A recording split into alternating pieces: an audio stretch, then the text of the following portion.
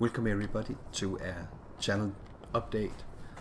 This is Exerciser, and I just want to share with you some details of the new DLC with the Celts. And I know opinions are very divided here.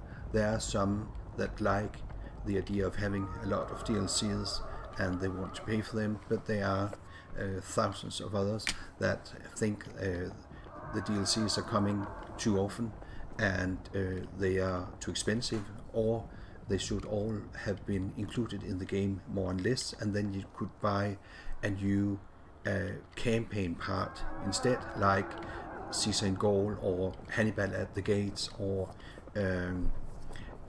what it was. So I'm not going into that discussion, but I want to show you just a small peek of what is there right now. So here we are. We got the Celts here.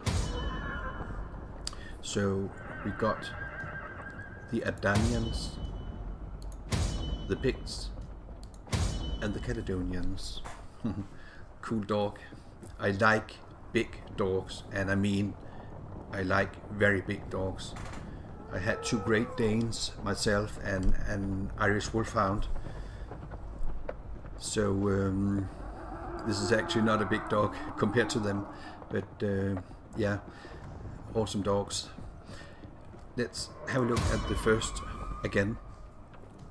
The Abdanians. Let's see. Faction leader Vocinius. Religion Celtic. Paganism or paganism. See what it says. The Abdanians held the seat of power at a tumultuous but opportune moment, occupying the island of Hibernia. They were first recorded in Claudius Ptolemy's 2nd century AD treatise on geography. The tribe sat between two river estuaries in approximately the same location as the city of Dublin. Much like the Picts of Caledonia, they have not been conquered by the Romans, though they have traded with them. From the well-positioned defensible capital, the Abdanians control their own destiny. They could rise to rule over the Celtic world, and none of these fair isles or beyond will be able to deny them.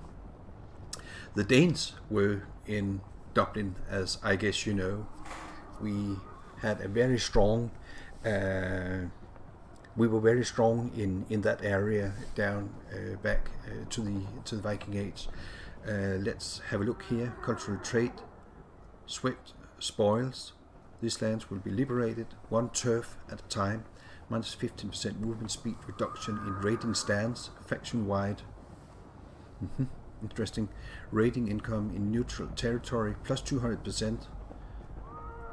In neutral territory. Interesting.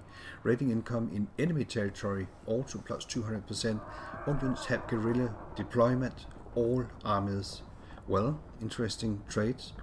And the faction trade, rack and ruin. Perennial thorns to would-be invaders. These men will strip their enemies bare. Sacking and looting income plus 75%.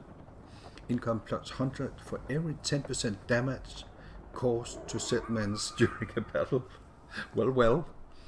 So initial challenge is normal, and the start is 395 anti-domine, and here we can say Eblana and the Abdanians.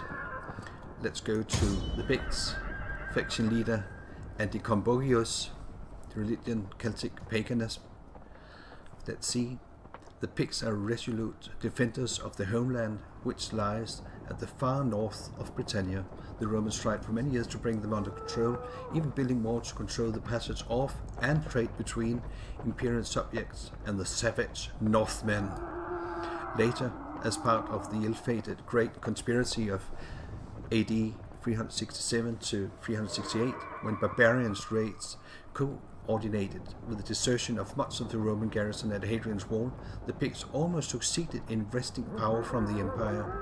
Now they must rekindle old alliances if they wish to take their country back, could this be the beginning of a unified Celtic empire, one that will sweep away Roman oppression once and for all? Yeah, the Celtic Soul Brothers. Cultural trade, swift spoils, minus 15% movement, speed reduction in rating stands, rating income, and etc. We have seen it as a trait for the Ibdanians, but faction trait, Children of the Night. The wounds inflicted on the Picts will be avenged tenfold. Enables night battles on land and at sea. Whoa. Morale +9 during night battles. they will not be fun to fight during a night battle, I think. So let's see here. To assist. Initial challenge normal. Well, interesting. And it's a cool helmet. And he has got the axe. And look at the nice tattoos here. Well, Caledonians. Faction leader Divico. Celtic paganism again, of course. The Caledonians are northern Britannia's first line of defense against Imperial Rome, and bar the way north for any would-be invaders.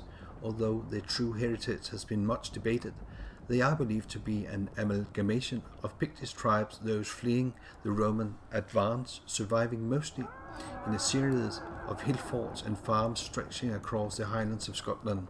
In mentioning the Caledonians, Tacitus describes them as the stereotypical definition of red-haired, long-limbed Northmen, again, furious and barbaric to a man, since Mons Gaupius. The Caledonians have remained a belligerent thorn in the Empire's side, constantly crossing into Britannia to raid, and often successfully. Despite dogged imperial efforts, they steadfastly refuse to be cowed and stand now against a darkening world poised to take back what is rightfully theirs. And the swift spoils, again, as we have seen them with the two other Celtic factions, and dancing blades. Caledonian strength flows from a pure singular purpose. 18 action cost minus 20%. Interesting. Success chance plus 25%. Agent recruitment cost minus 30%. All provinces. Well, that's dancing blades. That's a pretty different approach for me, at least. But look at this cool warrior again. Initial challenge normal. So then they of course have victory conditions, and we could also have a look at them. Survive, of course, and yeah, Caledonia, Hibernia, Britannia Inferior, etc., etc. Loot, sack.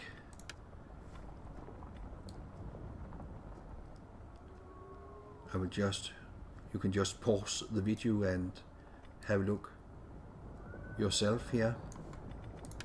Cultural victory. Interesting. And finally the divine triumph.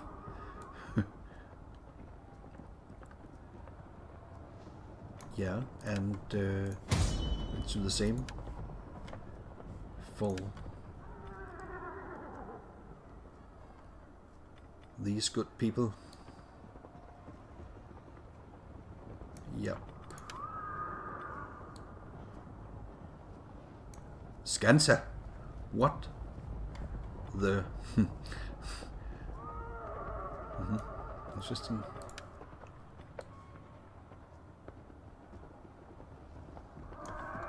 And finally here, the divine triumph. Tarquinensis. Well, yeah, good. And let's see here. Still the same. Baetica Italia. Good luck. This will be a fierce campaign, I guess. Well, and yeah. Oh, I love it. Aegyptus, Trachea, Italia. Well, good fun, I guess. Right, that's for the hardcore.